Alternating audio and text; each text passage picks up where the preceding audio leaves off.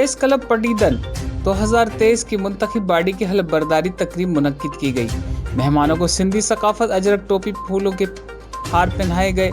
हलफ ताहयात member Pir Rukunuddin Hashmi Qureshi ने लिया। आखिर में दुआ खैर की गई।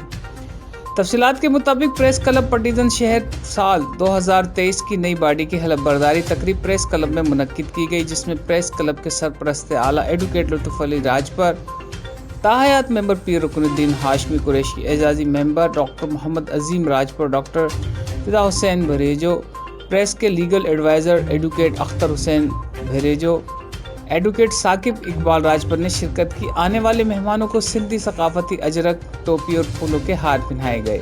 साल 2023 की नई मुंतखब सदर मुजाहिद हुसैन शर्त, सीनियर नायब सदर सज्जाद अली जोयो, नायब सदर Kamran Ali Joyo, general secretary Mumtaz Ali Abro, joint secretary Shamsur Rehman Bhirejo, खजांची Mujeebur Rehman, press secretary Imran Karim Chandio, office secretary Farhan Ansari, information secretary Haider Bakhshpal ने हलफ उठाया।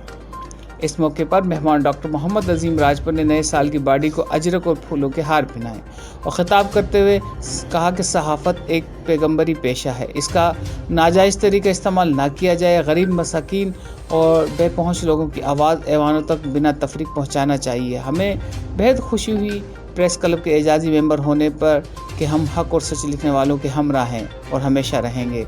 आखिर में दुआ खैर की गई। दूसरी जानिब शहरी, सियासी, समाजी रहनुमा और प्रेस क्लब के सहाफ़ियों की तरफ से मेंबरान को मुबारकबाद का सिलसिला जारी है।